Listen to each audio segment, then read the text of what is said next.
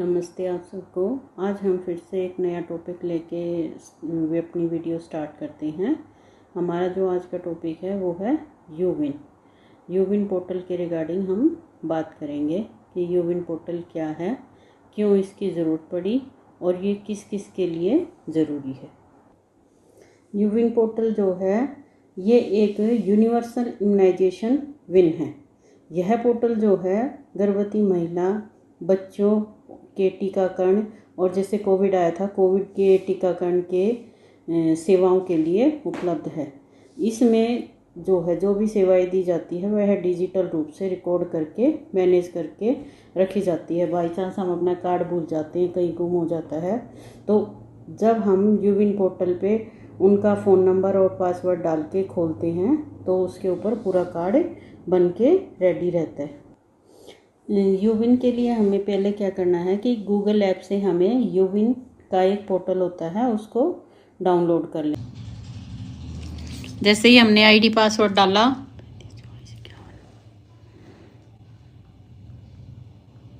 तो हमारे पास ओटीपी आ गया। ओटीपी के बाद ऐसे ही खुल जाता है।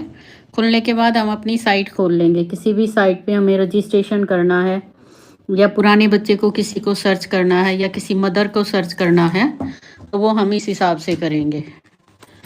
ठीक है, हमारा फर्स्ट पेज जो है वो निकल के ये आएगा और यूविन साइट ये निकल के आएंगी।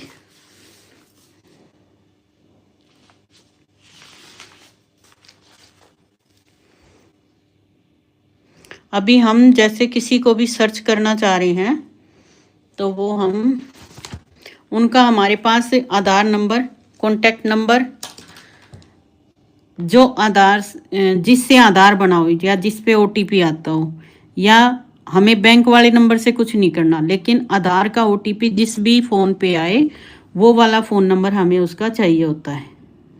जैसे ऐसे ही रेंडमली हम किसी को सर्च कर रहे हैं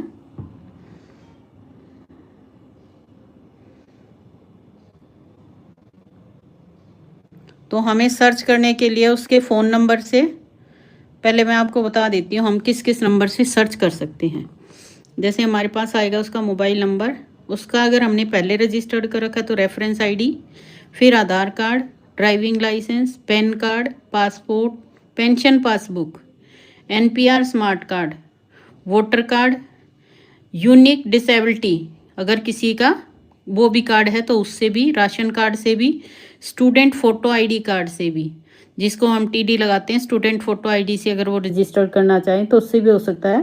बच्चों के बर्थ सर्टिफिकेट से, स्कूल का जो है ट्रांसफ़र और लिविंग सर्टिफिकेट है उससे, बैंक की पासबुक से, एज अंडरगोन फॉर्म, कोई भी अगर हमने अपनी उम्र का कोई फॉर्म भर रखा है उससे, अपार आईडी से, पैन आईडी से, आभा नंबर से। अनलिमिटेड ऑप्शन है जिसको हम रजिस्टर्ड कर सकते हैं।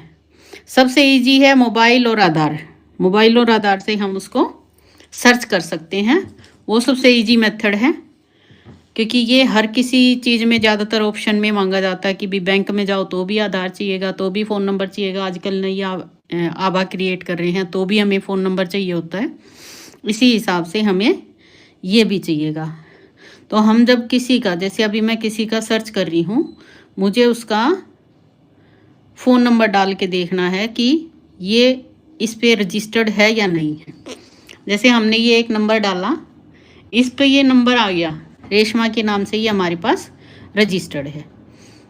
इससे हम क्या कर सकते हैं, उसकी जो आजकल सबसे मेन है जनरेट आभा भी कर सकते हैं, और दूसरा अपडेट एचबी वैल्यू। जैसे किसी का एचबी अगर 7 ग्राम से कम या 11 ग्राम से कम है तो हम उसको अपडेट कर सकते हैं। जितनी बार भी वो एचबी कराएगी हम यहाँ पे उसको अपडेट करेंगे।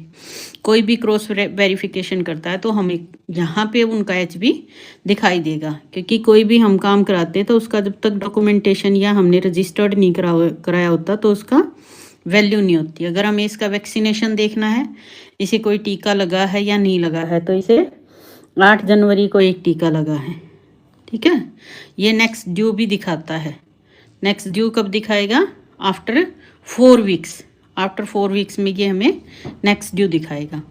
जब इसकी मान लो ये प्रेगनेंसी आउटकम हो जाता है, जब डिलीवरी हो जाती है तो अगर जैसे हमारा डिस्ट्रिक्ट हॉस्पिटल सिर्फ मालवीय नगर है, वो रजिस्टर्ड करता है बच्चे को, और कोई रजिस्टर्ड नहीं करता भी। अगर प्राइवेट में या कहीं पे भी रजिस्टर्ड हो गया तो बेबी ऑफ रेशमा के नाम से हमें शो होगा। अगर कोई भी नहीं करता तो हम ये प्रेगनेंसी वाला खोलेंगे। इसमें इसकी जो ईडीडी है वो 4 अगस्त 26 दिखाई हुई है। तो अगर मान लो डिलीवरी हो जाती है तो हम अपडेट ऑप्शन पे जाएंगे, प्रेगनेंसी आउटकम भरेंगे, कहाँ पे बच्चा हुआ। ठीक है, ये सब है जो हमारा ऑलरेडी रजिस्टर्ड था उसके लिए। जैसे आप सबको आशाज को प्री रजिस्ट्रेशन करना है, उसके लिए हमें क्या करना होगा, हमारे पास ये जो बटन है ब्लू कलर का जो बटन है, इस पे ऑप्शन दिए हैं, इस पे भी हम क्रिएट आभा करेंगे और प्री रजिस्ट्रेशन करेंगे। ठीक है, प्री रजिस्ट्रेशन भी इस पे भी कर सकते हैं और क्रिएट आभा भी कर सकते हैं। मान लो जैसे आशा ने पूछा था कि हम प्री रजिस्ट्रेशन बच्चे का कैसे, तो हमने माँ को रजिस्टर्ड कर रखा है। और अगर जैसे माँ और बच्चा कोई भी रजिस्टर्ड नहीं है तो हम पहले मदर को रजिस्टर्ड करेंगे। ठीक है, जैसे कोई भी रेंडमली हमने नंबर ले लिया, वही नंबर हमने यहाँ लिख दिया। सेम एक नंबर ऊपर लगेंगे, उसी को वेरीफाई करने के लिए दूसरा भी नंबर डालते हैं।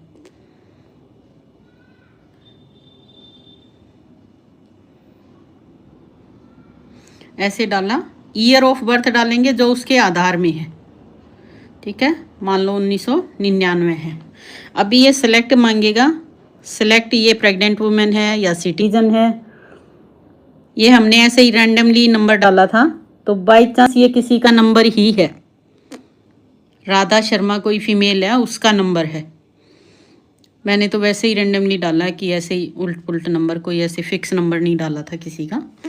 अगर कोई हमारे इस पर रजिस्टर्ड है तो वो ऐसे शो होगा, रजिस्टर्ड नहीं है, मान लो मैं इसकी एक डिजिट चेंज कर देती हूँ, तो ये हमारे पास रजिस्टर्ड नहीं है। ठीक है, 96,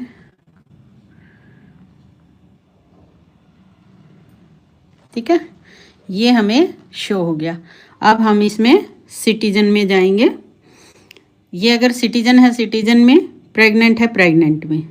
ये पीवीटीजी ये सब का हमें नो करना है। मान लो उसका नाम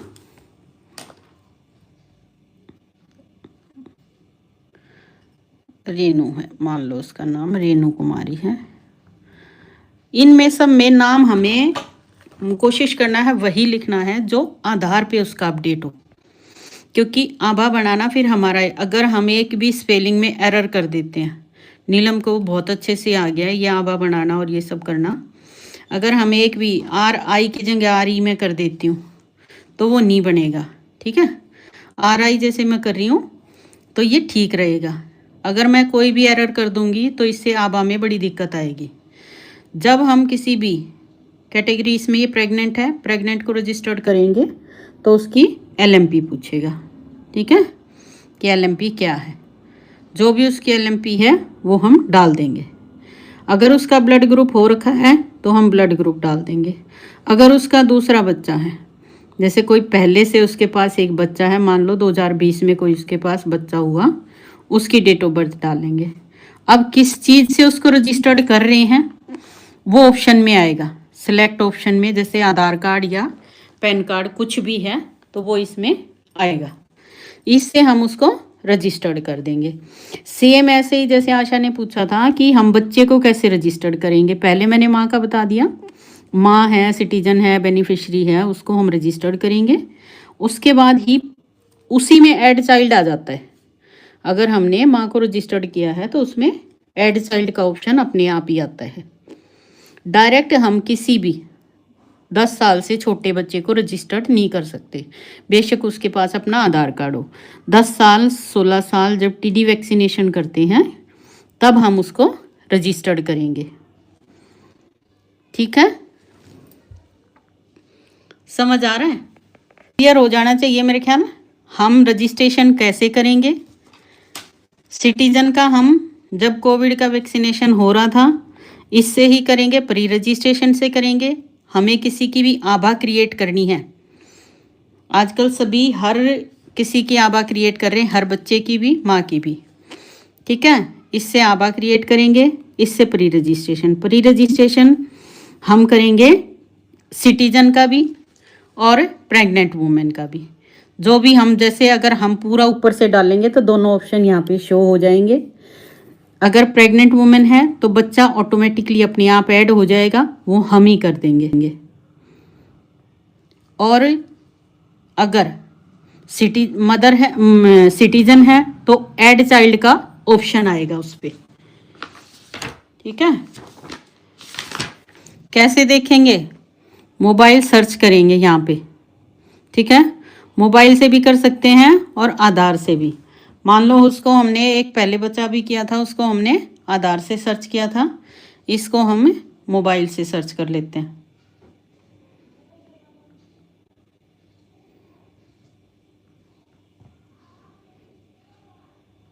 मैं भी अभी नई हूँ तो कुछ कुछ नया नया सीखेंगे।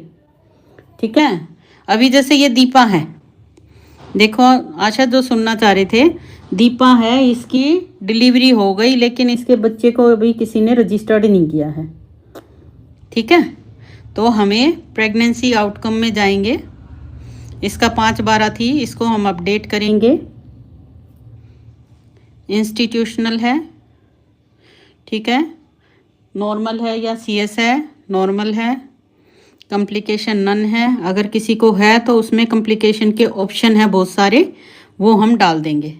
अभी इसका नन है तो मैंने नन डाल दिया। डेट ऑफ डिलीवरी यानी इसका 2 तारीख को बर्थ हुआ है। ठीक है, सेव एंड कंटिन्यू, ये हमने कर दिया। इसके बाद अगर हम इसका, जैसे इसमें हमने ये डिलीवरी का डालना है, ऐसे ही अगर अबॉर्शन होता है तो अबॉर्शन का भी अपडेट कर सकते हैं, या मैटरनल डेथ कोई होती है तो उसका भी हम अपडेट कर सकते हैं। ठीक है, लेकिन जब हम न्यूबॉर्न पे जाएंगे, इसी में साथ साथ 15 दिन के अंदर तो हम न्यूबॉर्न को अपडेट कर सकते हैं। अगर आप सबके यहाँ कोई होती है डिलीवरी और वो अपडेट नहीं है तो उसको क्रॉस चेक करने के लिए हम 15 दिन के अंदर बच्चे का रजिस्ट्रेशन यहीं पे कर सकते हैं। ठीक है, अगर इसका तो अभी 15 दिन से ऊपर हो गया, क्योंकि इसका तो 2 महीने का हो गया, तो हम इसको वापस जाएंगे, ऐड चाइल्ड करेंगे।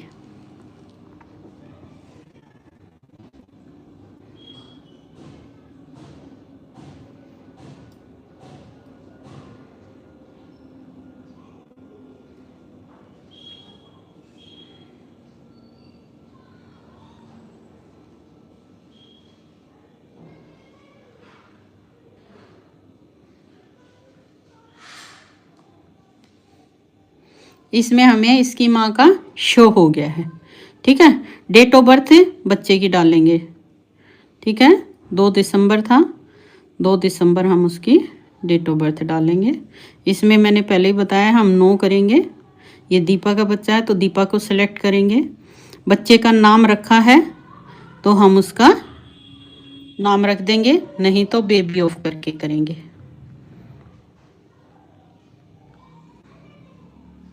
ठीक है, मेल है, मेल करेंगे। जो उसका चाइल्ड वेट है, चाइल्ड वेट है उसका हम चाइल्ड वेट भी डाल देंगे 2.8 kg।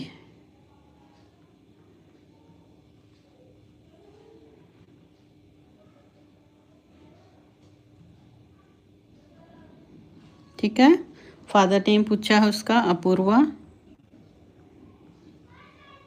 ठीक है, ये हमने आधार उसका ऑलरेडी एंटर्ड है, मदर है उसकी दीपा, ये हमने सबमिट कर दिया। ठीक है, ऐसे आएगा, समझ आया आशा? फिर ऐड वैक्सीनेशन करेंगे।